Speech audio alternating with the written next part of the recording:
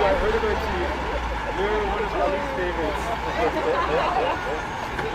He's very tall. Yeah, very cool. I love it. I love it. Nice to see you again.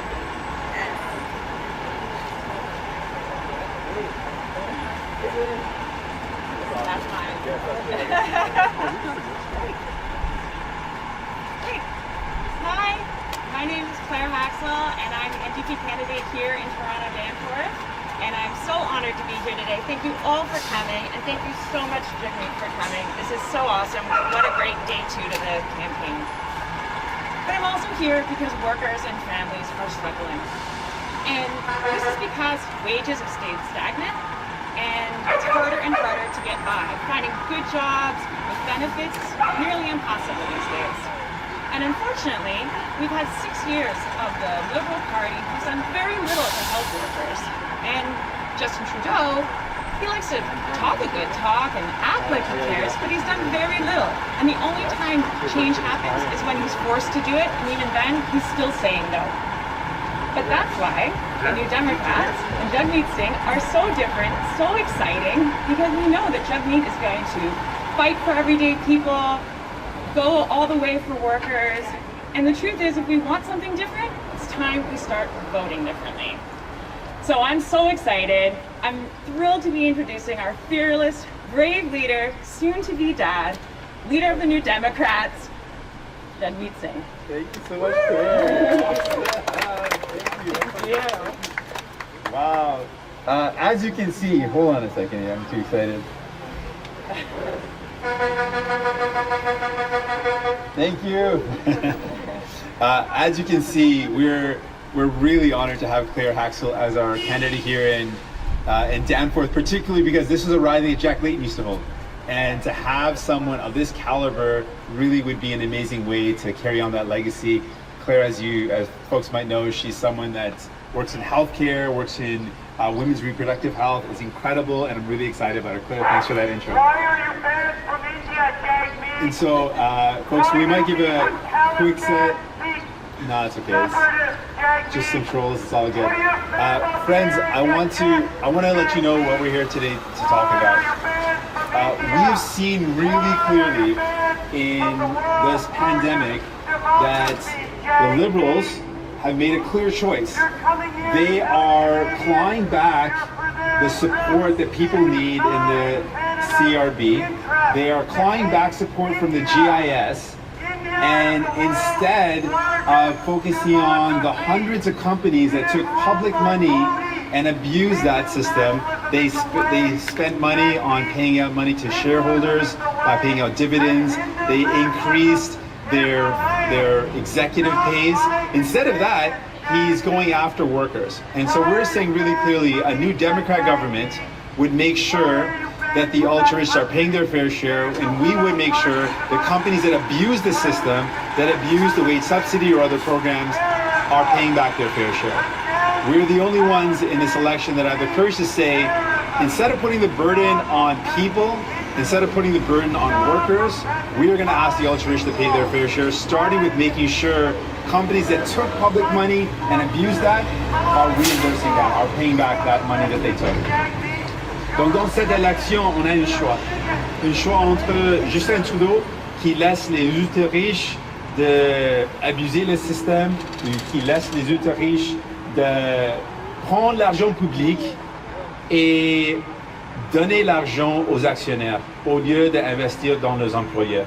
Donc dans cette élection, vous avez un choix entre Justin Trudeau qui laisse les ultra riches faire ce qu'il fait ou un gouvernement néo-démocrate qui dit clairement qu'on va faire rembourser l'argent que les ultra-riches ont utilisé et qu'ils ont abusé du système.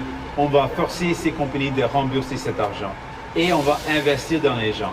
C'est un choix parce qu'à ce moment, Justin Trudeau coupe l'aide aux familles, il coupe l'aide aux gens. Et au lieu de demander que les entreprises qui ont abusé le système remboursent et payent leur juste part, il attaque les travailleurs et travailleuses, il attaque les gens.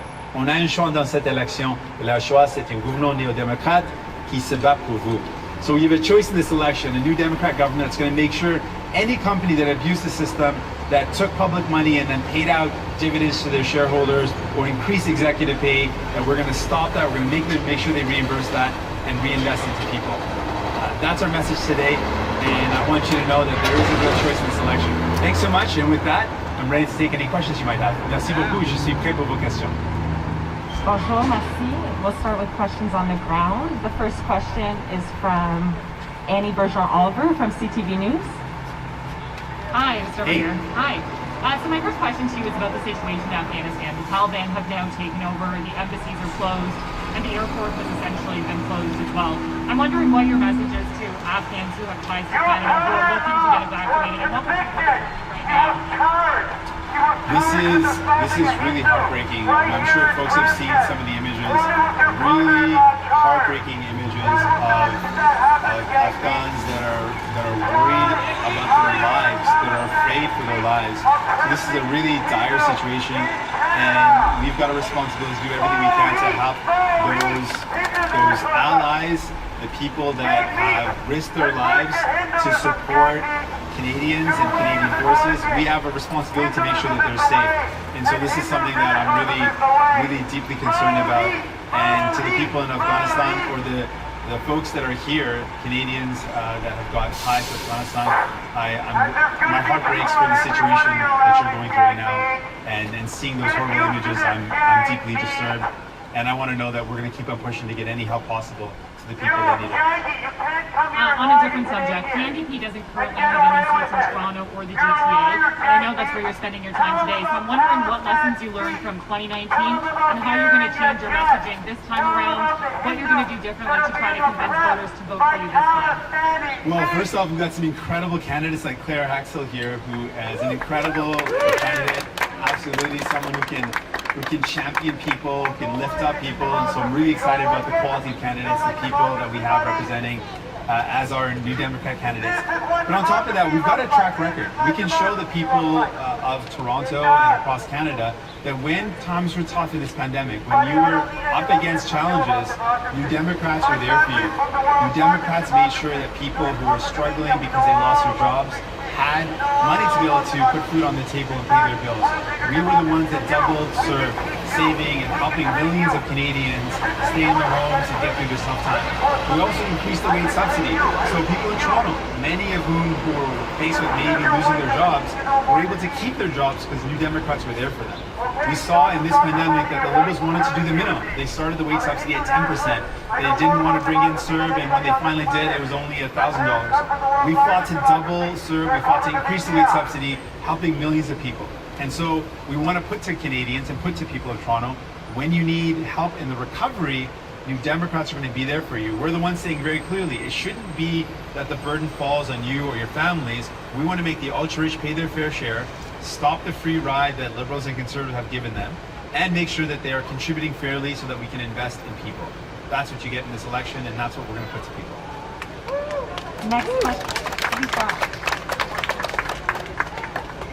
Next question, we have Olivia Stefanovich from CBC News.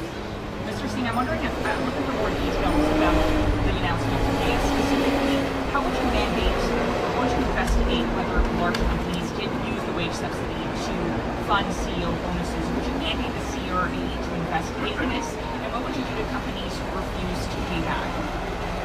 So we have a number of tools at our disposal to get at this. At the bottom, at the heart of it, Canadians see that hundreds of large corporations took public money and then paid out dividends to their shareholders, and that's publicly available.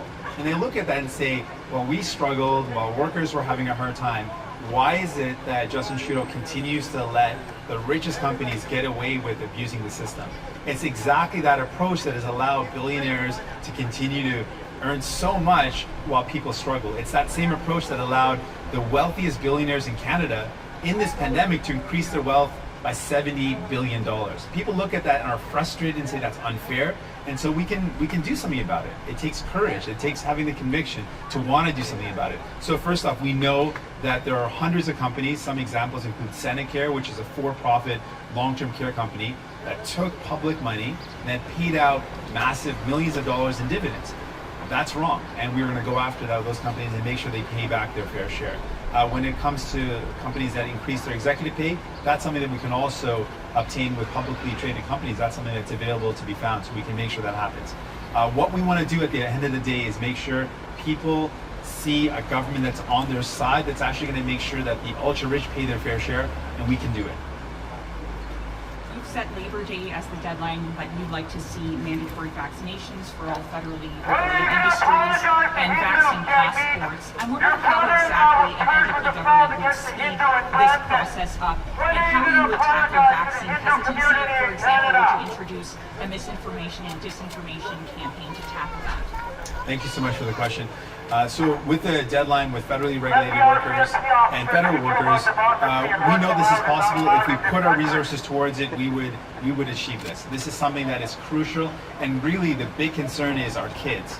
We want to set that deadline because kids are at risk. A lot of experts are saying if we don't do everything possible to get all adults vaccinated, it's really kids that are going to be at risk when the school year resumes. So we think this is a priority. We believe this is a priority, and we're going to do everything we can to push to get everyone vaccinated.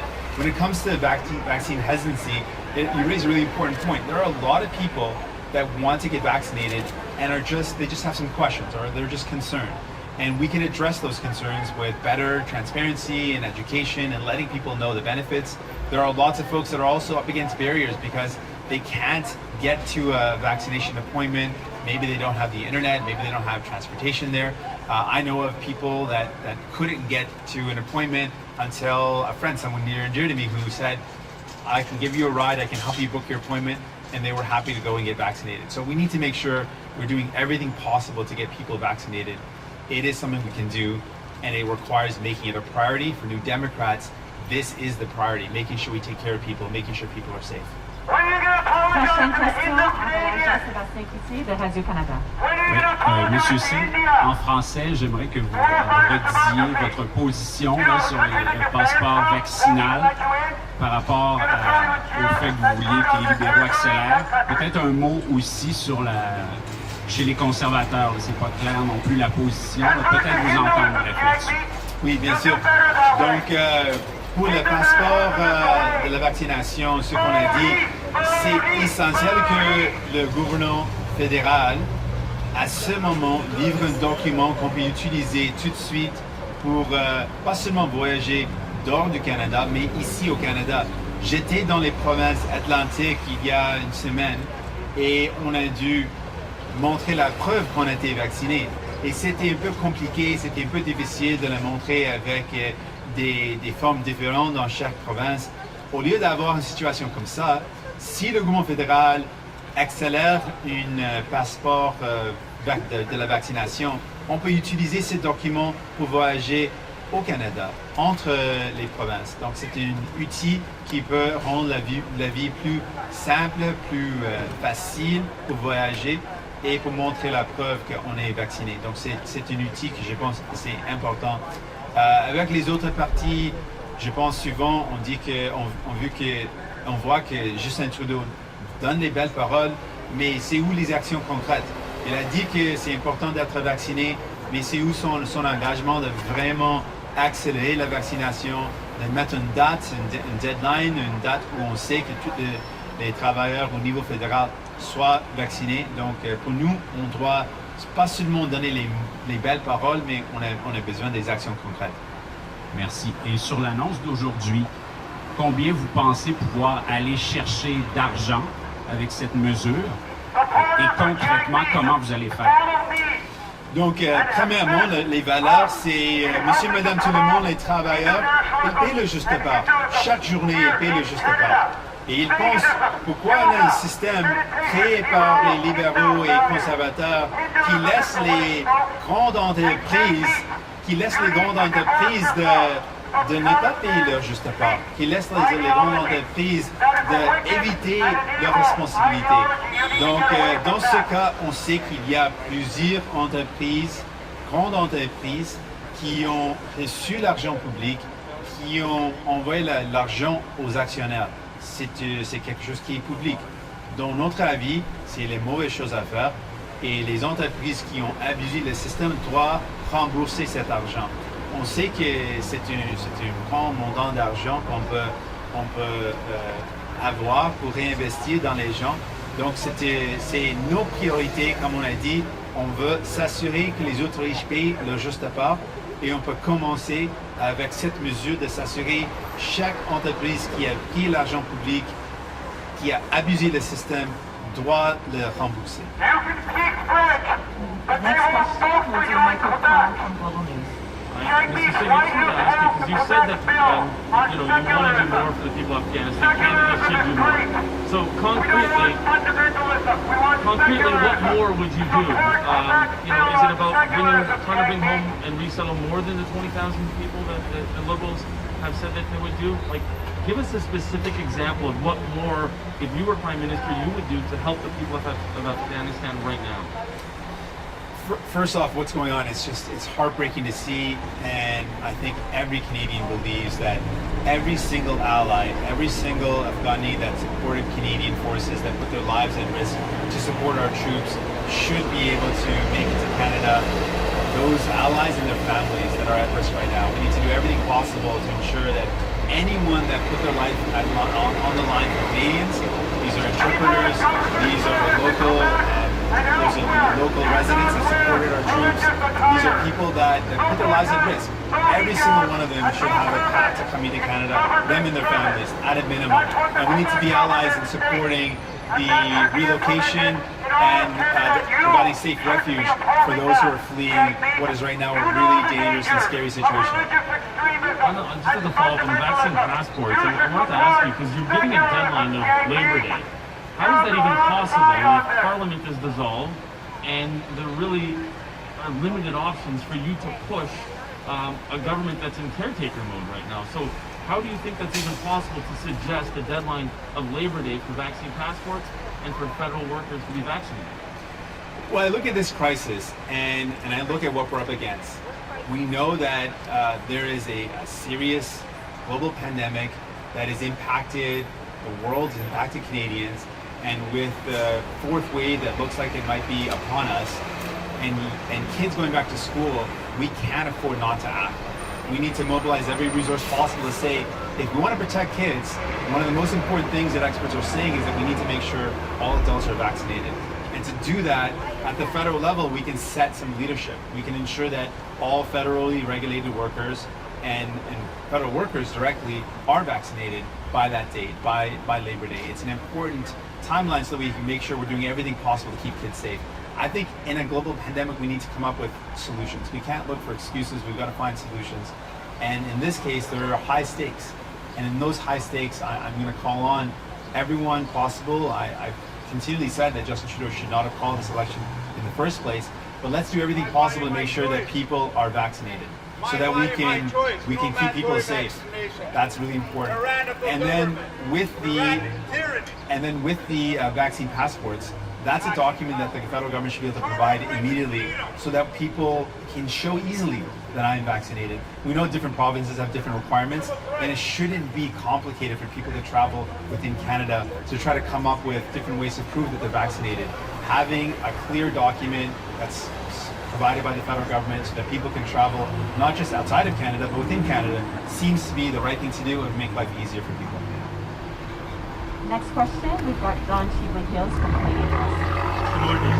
In today's announcement, you spoke about taking corporate funding, funneling it to families, specifically support systems, services. I'm curious, could you say specifically which supports and systems you'd like to support? For sure. I really appreciate the question. So, what we know in this pandemic, a lot of people have been worried about their health. Mental health has been a serious crisis before the pandemic, but it's only become worse. So what we're advocating for is we want to make sure healthcare covers people from head to toe. So people get the care they need when they need it. We would invest in healthcare to make sure people have mental health services. We're going to invest to make sure that there is medication coverage for all. And that's going to be a massive benefit for a lot of people. We want to expand our healthcare to include dental care. So these are some of the services that we would want to see invested in.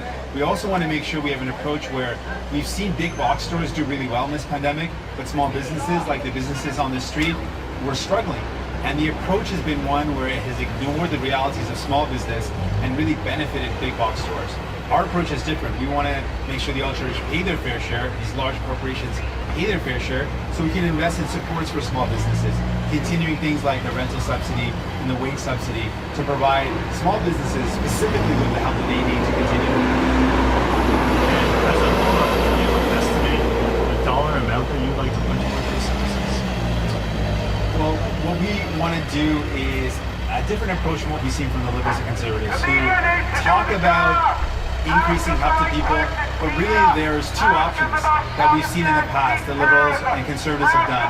Either after an economic crisis, they've either cut the help that people need, and we've seen Justin Trudeau already doing that. He's cutting the CRB by $800 a month, and he's also clawing back from some of the most vulnerable seniors, clawing back their GIS. Instead of that approach, there's another approach where the Liberals and Conservatives in the past have also put burden back onto workers, onto small businesses. We think that neither of those are the right way to go. Our approach is to invest in people. We need to look at a third way. And our approach is let's ask the ultra-rich to pay their fair share so we can invest that back in people. We've seen the Parliamentary Budget Office look at some of our measures, including the wealth tax, and say we could raise as much as $10 billion a year off of just one of the measures that we put forward. So there's lots of ways for us to make sure the burden doesn't fall on you or your families, doesn't fall on workers, doesn't fall on small businesses. We can ask the wealthiest corporations, the super rich, to start contributing fairly, to pay their fair share, and we can invest that back into people. Next question, we have Courtney Heels from CPT4. Good morning, Mr. Singh. Hey there. When Parliament was dissolved, you had 24 seats. You lost 15 seats during your last campaign. So what do you think you learned from the last campaign that you will apply in this federal election? I really appreciate the question. What's different this time around is that we've got a track record. We can show Canadians how having New Democrats in Parliament made their lives better. We can show people that when you vote for a New Democrat, you get someone on your side. And we can show clearly what that benefit, how that benefited people. When people were down and out, when people were struggling, when people just needed a little extra help, we were able to double the CERB. Millions of Canadians, 8 million Canadians needed the CERB to get through this difficult time, and we were the ones that doubled that amount of support. A lot of workers were at risk of losing their jobs. We increased the wage subsidy from 10%, is what the Liberals introduced it at, and increased it to 75%. By doing that, we saved millions of jobs. So we can show in a real concrete way how New Democrats make people's life better. How having a New Democrat MP like Claire Haxel here in Davenport, or in Danforth, also we can have a great candidate elected in Davenport, Alejandro Bravo. But here in Danforth, having someone like Claire Haxel will be someone who's going to fight for you and your family, make sure the ultra-rich pay their fair share, and in the recovery, make sure that we're actually working for people, not letting the ultra-rich get away with a free ride. Thank you. We're hearing Conservative leader Arnaud is about to release his platform today. There's only 5 weeks in this election. When are you planning to release your party's platform? We released our platform, our platform document and vision last week in Newfoundland and Labrador. We'll be having more announcements around our plans, but folks should know our plan is this really clearly. The burden shouldn't follow on you and your families. Justin Trudeau has let the ultra-rich on a free ride. We believe that the super wealthy should pay their fair share, and we invest that back into people. We've got a question from Ali News. If you could repeat your announcement in Punjabi, please. Sure. ਸਾਡਾ platform campaign ਆਪਣਾ platform ਦਾ ਜੋ vision ਹੈਗਾ ਆਪੇ ਪਿਛਲੇ ਹਫਤਾ release ਕੀਤਾ ਸੀਗਾ ਪਰ ਲੋਕਾਂ ਨੂੰ ਇਹ ਪਤਾ ਹੋਣਾ ਚਾਹੀਦਾ ਕਿ ਸਾਡਾ ਵਿਜ਼ਨ ਇਹ ਹੈ ਆਪਾਂ ਚਾਹੁੰਦੇ ਹਾਂ ਕਿ ਬੋਝ ਜੋ ਇਹ ਪੈਂਡੈਮਿਕ ਦਾ ਬੋਝ ਹੈ ਜੋ ਹੁਣ ਰਿਕਵਰੀ ਦਾ ਬੋਝ ਹੈ ਇਹ ਆਮ ਲੋਕਾਂ ਦੇ ਉੱਤੇ ਨਾ ਹੋਵੇ ਆਪਾਂ ਚਾਹੁੰਦੇ ਕਿ ਸਭ ਤੋਂ ਜ਼ਿਆਦਾ ਅਮੀਰ ਨੇ ਐਮਾਜ਼ਨ ਵਰਗੀ ਕੰਪਨੀਆਂ ਕਿ ਉਹ ਆਪਣਾ ਪੂਰੇ ਹਿੱਸੇ ਦੇਣ ਤੇ ਆਪਾਂ ਫਿਰ ਸਿਹਤ ਸੇਵਾਵਾਂ ਲੋਕਾਂ ਦੀ ਮਦਦ ਲਈ ਆਪਾਂ ਉੱਥੇ ਇਨਵੈਸਟਮੈਂਟ ਦੇ ਸਕਦੇ ਹਾਂ Okay, we will go to questions on Zoom. First question, we have Mary Brooke from Island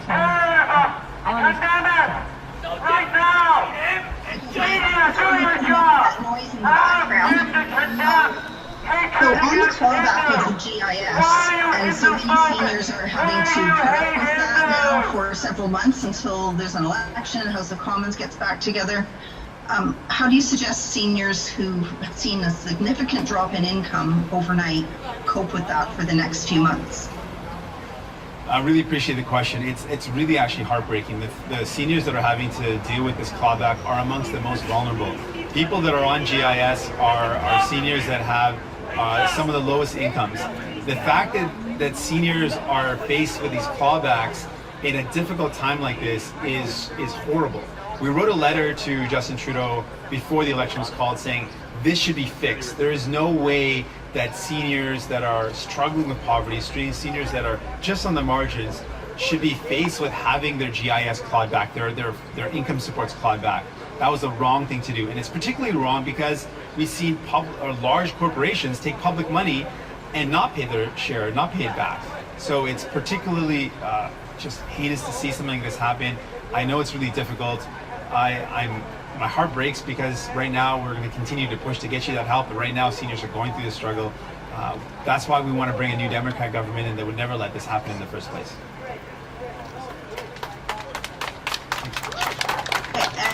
And so the ultra-rich paying their fair share, there's people out there who are listening saying, hey, that's my hard-earned income. We worked hard for that. I've heard families in the upper income bracket. So, can you pin a dollar figure to that? So if someone has a family income of $10 million, let's say, how much are they actually out of pocket? I appreciate the opportunity to clarify. When we talk about the ultra-wealthy, we're talking about the wealthiest billionaires in Canada that increased their wealth by $78 billion in this pandemic. We're talking about people that take wealth that they create here in Canada, they make off the backs of Canadians, profit that they make here in Canada, and they hide it in offshore tax havens.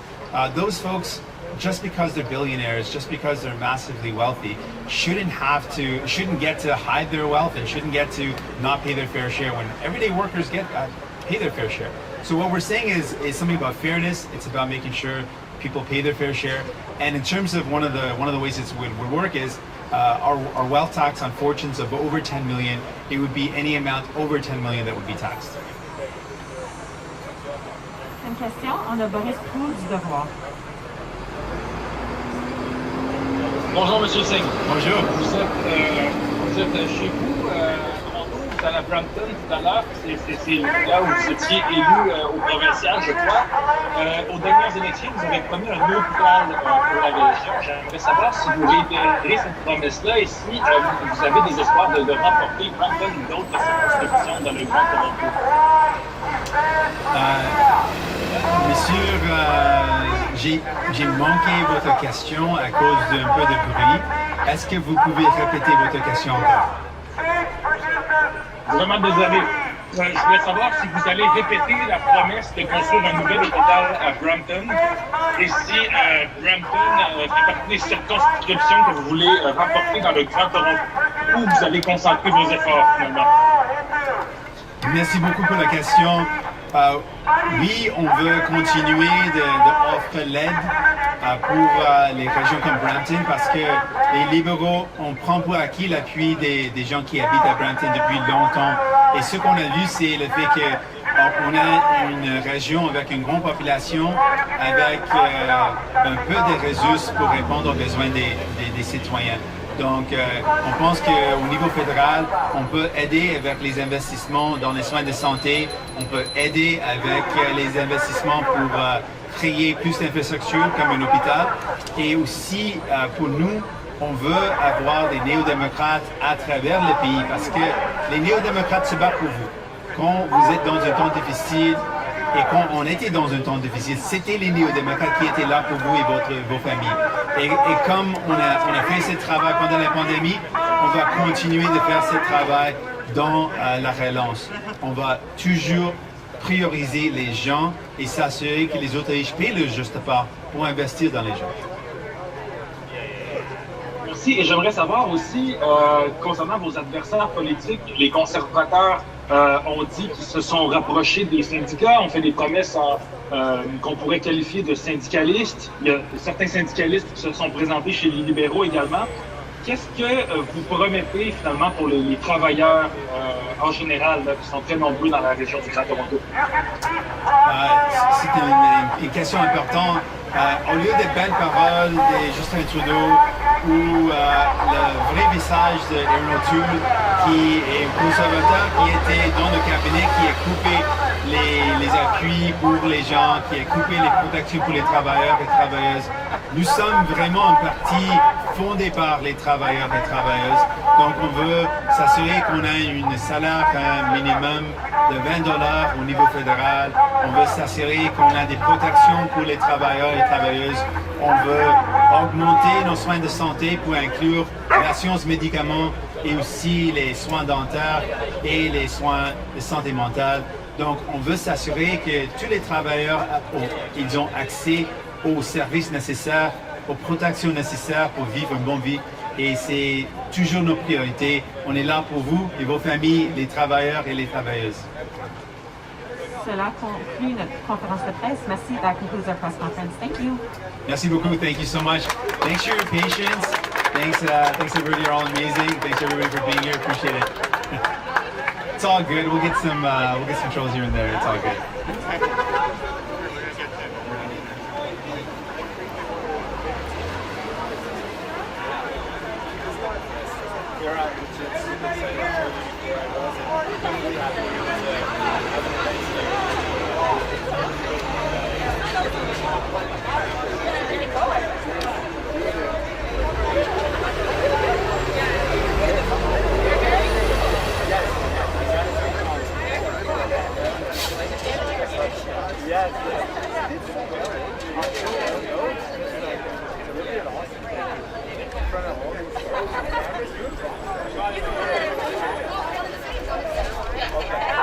Everybody here needs to support me.